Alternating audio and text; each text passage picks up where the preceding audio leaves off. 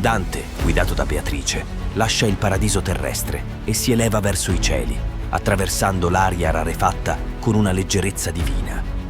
Il poeta si ritrova nel primo cielo, quello della luna, regno delle anime che in vita non poterono mantenere i propri voti per cause di forza maggiore.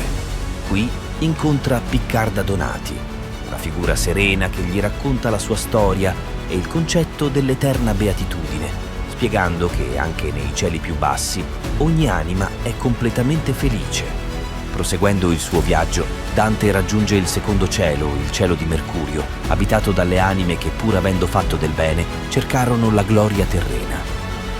Qui incontra l'imperatore Giustiniano, che gli narra la storia dell'impero romano, mostrando come la provvidenza abbia guidato la sua ascesa e la diffusione della giustizia. Tra luce abbagliante e armonie celestiali, Dante comincia a comprendere l'ordine perfetto del paradiso e il mistero del divino, mentre si prepara a salire ancora più in alto.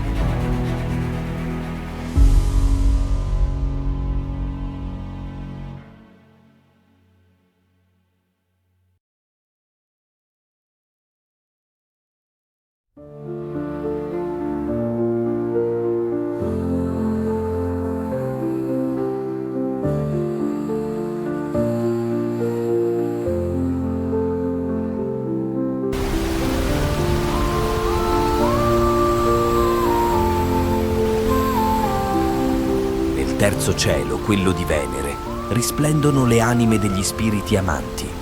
Queste anime in vita furono guidate da un amore puro e sincero, indirizzato verso il bene e la bellezza.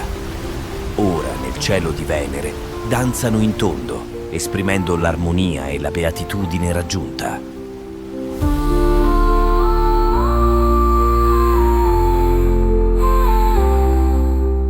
Dante non percepisce immediatamente la sua ascesa al terzo cielo, ma se ne accorge quando Beatrice si fa sempre più splendida, come se la luce stessa del cielo l'avesse trasformata.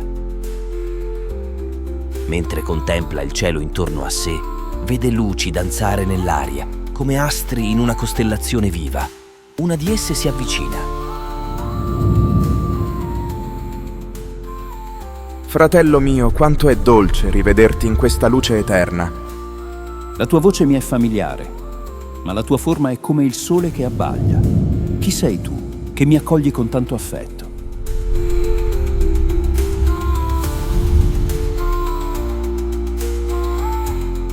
Non ricordi più il tuo amico Carlo Martello? Sulla terra fummo legati da stima e affetto, ed ora il cielo ci riunisce in questa gloria. Carlo, quanto mi addolora la tua sorte. Se il cielo non ti avesse rapito così presto, avresti portato giustizia e saggezza tra i tuoi popoli. Carlo Martello era figlio di Carlo II d'Angiò ed erede di un vasto regno, ma la morte lo colse giovane, lasciando il suo destino incompiuto. Dante, che lo aveva conosciuto in vita, ne piange ancora la perdita. Ogni anima nasce con inclinazioni diverse, come i semi di un giardino celeste. È la divina provvidenza a disporre queste inclinazioni, non la stirpe da cui si proviene. Ma allora, dimmi, come può accadere che da un padre virtuoso nasca un figlio ingiusto? Le stelle influenzano i caratteri, ma non determinano il destino. Se gli uomini costringono qualcuno a seguire un cammino contro la sua natura, ne nascerà solo disordine. Così avviene quando un re non è fatto per regnare, o quando un animo nobile viene oppresso da incarichi indegni.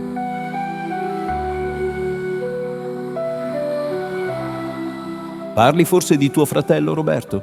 Egli ha ereditato il tuo regno, ma il popolo non sembra amarlo. Se avessi vissuto più a lungo, avrei impedito che l'avidità e l'ingiustizia affliggessero la mia terra, ma il mondo segue la sua strada e spetta agli uomini saggi correggerne il corso. Carlo Martello sorride con la serenità di chi ormai vede il disegno divino nella sua interezza. La sua anima, libera dai vincoli terreni, si dissolve lentamente nella luce. Tu che interroghi i cieli, ascolta le mie parole.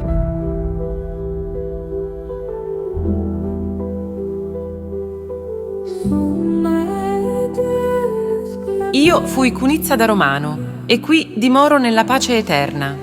Cunizza, sorella del crudele Zelino III, a differenza del fratello, non cercò il potere né la guerra, ma seguì il cuore senza remore. Amò intensamente. Tra i suoi legami spicca il poeta Sordello, anima incontrata insieme a Virgilio nel Purgatorio, e visse senza vergogna le sue passioni. Ormai tutto è chiaro. Ora, nella beatitudine del paradiso, Cunizza non si duole del passato, anzi, alza la voce contro la Marca trevigiana, corrotta e ignava, pronta a sprofondare nel sangue. Profetizza sventure per Padova, Treviso e Feltre, denunciando un mondo accecato dall'avidità, incapace di vedere il destino che incombe su di esso. Dante avverte la gravità della profezia, ma Cunizza non è sola. Indica accanto a sé un'altra anima, il cui fulgore è carico di antica memoria. Ecco un uomo la cui fama meriterebbe gloria, eppure il mondo dimentica troppo in fretta. Parla, Folchetto, che la tua voce porti ancora verità tra i vivi. Oh Dante, io conobbi l'ardore dell'amore terreno, eppure ora gioisco che qui tutto è compreso, tutto è parte del divino disegno. Dunque, anche chi sulla terra fu schiavo delle passioni trova in cielo la pace? Non è la colpa a pesare, ma il rimorso. Qui la giustizia si compie e le anime vedono l'armonia dell'universo come mai l'occhio mortale poté concepire. Ma Folchetto non si ferma. Egli indica un'anima ancora più luminosa, la più splendente di tutto il cielo di Venere.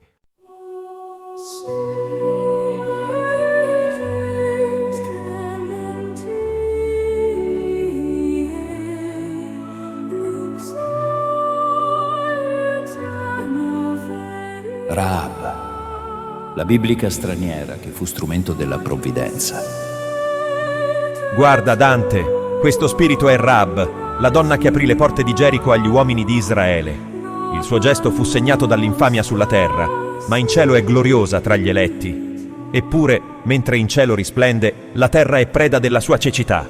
Guarda la Chiesa, Dante, guardala, e dimmi se vi trovi ancora lo zelo per la giustizia divina. Dove sono i pastori che dovrebbero guidare il gregge, perduti nelle loro brame di potere, mentre il mondo giace in rovina? Le parole di Folchetto sono un'accusa feroce.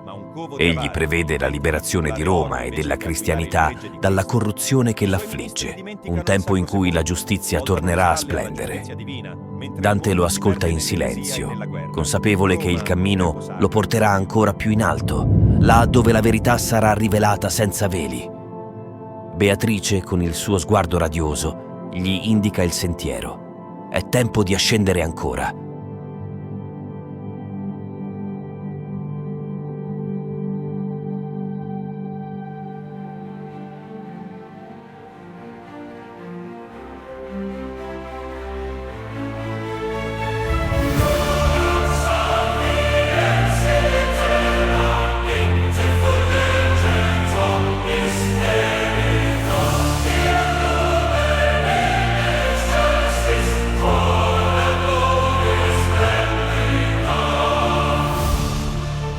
Dante si ritrova senza accorgersene nel quarto cielo, quello del sole.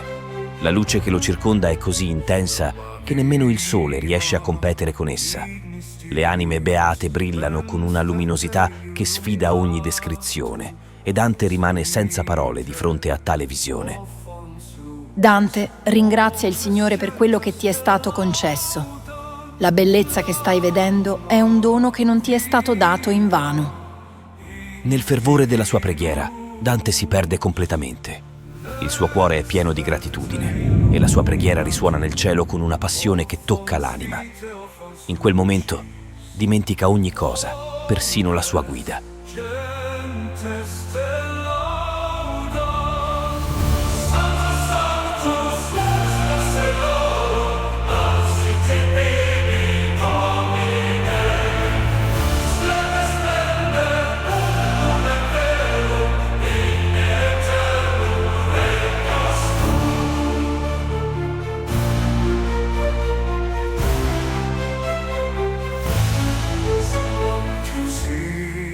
Dodici anime si posizionano a cerchio intorno a Dante e Beatrice. Poi una delle anime si stacca dal gruppo e si rivela a Dante.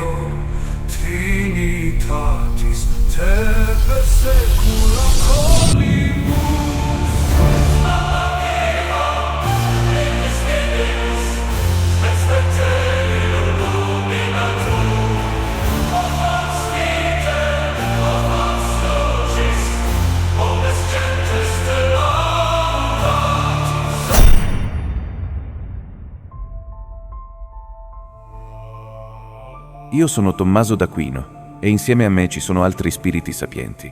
Guarda, Dante, e riconosci quelli che formano questa corona di luce.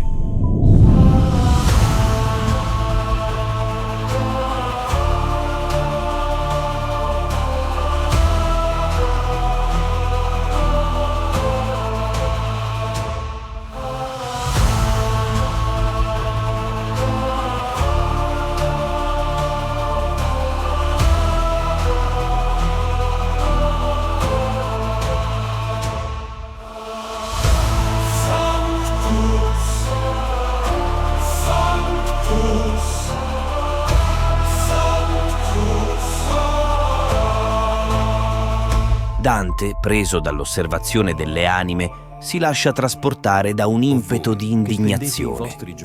Si rivolge agli uomini sulla terra, colpito dalla loro condizione. Desideri effimeri. Guardate queste anime beate. Dante si rivolge con disprezzo agli uomini che si affannano dietro ai beni materiali e alle passioni terrene. La sua invettiva non è solo un rimprovero, ma un invito a riflettere sul vero scopo della vita, che risiede nella purificazione e nell'avvicinamento a Dio.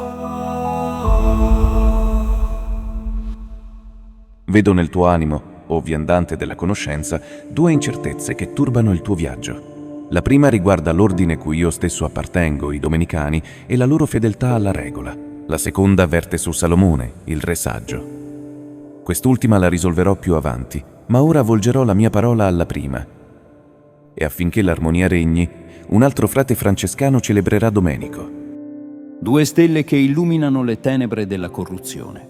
Sì, perché lo spirito umano è fragile e anche i più ferventi cadono nella tentazione della ricchezza e del potere. Ma ascolta ora la storia di colui che sposò la più umile delle spose e si fece povero tra i poveri. Nei giorni in cui il mondo si allontanava dalla semplicità evangelica, la povertà, fedele compagna di Cristo fino alla croce, errava senza più uno sposo. Per più di 1100 anni vagò solitaria, mentre gli uomini voltavano le spalle alla sua dolcezza severa. Ma poi, nell'anno del Signore 1182, nacque in Assisi un uomo destinato a rinnovare il volto della Chiesa. Francesco, figlio di un mercante, udì il richiamo di una sposa dimenticata e con ardore le giurò fedeltà eterna. Rinunciò alle ricchezze, si spogliò di ogni possesso e con un cuore acceso d'amore divino abbracciò la povertà come sua compagna di vita. Insieme errarono per le strade del mondo, predicando con la sola forza dell'esempio. Francesco fu il secondo sposo della povertà, ma il primo, dopo il Cristo, a onorarla senza timore. Egli si fece piccolo tra i piccoli e la sua grandezza risiede proprio nella rinuncia, nella totale offerta di sé all'Altissimo. Ma, ahimè, non tutti coloro che indossano un saio restano fedeli alla loro promessa. Come un albero che, cresciuto troppo, dimentica le radici, così alcuni tra i miei confratelli si sono smarriti nelle ricchezze terrene, dimenticando la regola del nostro fondatore. Essi hanno ceduto al mondo invece di combatterlo. E così l'oro ha corrotto ciò che era puro. Non tutto è perduto, poiché la luce non si estingue mai del tutto. Ma sia chiaro, la grandezza non risiede nei titoli o nei beni, ma nella fedeltà al voto preso. Nel cuore di questo cielo splendente, un'anima si fa avanti. È San Bonaventura da Bagnoregio, frate francescano.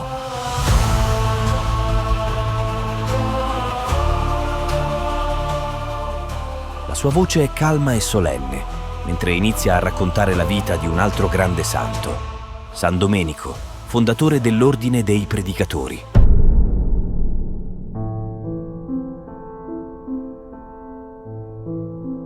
San Domenico, nato a Calaruega in Spagna, manifestò la sua santità ancor prima di nascere. Sua madre, incinta di lui, ebbe visioni profetiche. Sin dal battesimo Domenico si unì idealmente alla fede, diventando il suo difensore. La sua vocazione fu chiara fin da bambino, quando la nutrice lo trovò fuori dalla culla, come se già allora fosse stato segnato dalla missione di Dio. Bonaventura continua a narrare con grande devozione, dipingendo il ritratto di un santo che, pur vivendo in povertà assoluta, divenne un grande teologo e predicatore. La sua lotta contro gli eretici albigesi è segno di una dedizione incrollabile alla Chiesa, una dedizione che lo spinse a chiedere al Papa di predicare agli eretici donando tutto ciò che possedeva ai poveri. Ma purtroppo ciò che è stato seminato oggi è stato tradito. L'ordine che San Domenico ha fondato è degenerato, come quello di San Francesco, che ha perso il suo spirito originario. Oggi i francescani e i domenicani si sono divisi, interpretando la loro regola in modi contrari alla volontà dei fondatori. Le sue parole risuonano come un rimprovero, un monito alla corruzione che si è insinuata nei due ordini. La saggezza del passato sembra ora un lontano ricordo. Dante, avvolto in un tumulto di pensieri, non può fare a meno di interrogare San Tommaso su una questione che lo ha sempre preoccupato. Con tono curioso e rispettoso si rivolge al santo teologo. Maestro Tommaso, è risaputo che nessun uomo fu più saggio di Salomone. Tuttavia, come si può conciliare questa affermazione con la perfezione di Adamo e Cristo, che possedevano una sapienza divina? Non sono essi piuttosto la perfezione assoluta della saggezza? Dante, comprendo il tuo dubbio. La sapienza di Salomone è quella che possiede un re, necessaria per governare il popolo con giustizia. La sua saggezza è la più alta fra i re, ma non è la più alta in assoluto. Adamo e Cristo, infatti, sono stati creati perfetti dalla Trinità, e la loro sapienza è divina senza pari. Salomone, pur essendo il più saggio tra i re, non raggiunse mai la perfezione di Adamo e di Cristo. Non dovremmo mai giudicare in fretta, Dante. Il nostro è un mondo di apparenze e solo Dio conosce ogni cuore. Non bisogna pretendere di comprendere appieno i misteri divini. Dante, la ricerca di verità è buona, ma ricorda che l'umiltà è la via che ci guida verso la perfezione. Le parole di Bonaventura risuonano nel cuore di Dante, che guarda verso Beatrice. Ora, insieme, si preparano ad ascendere verso il cielo di Marte.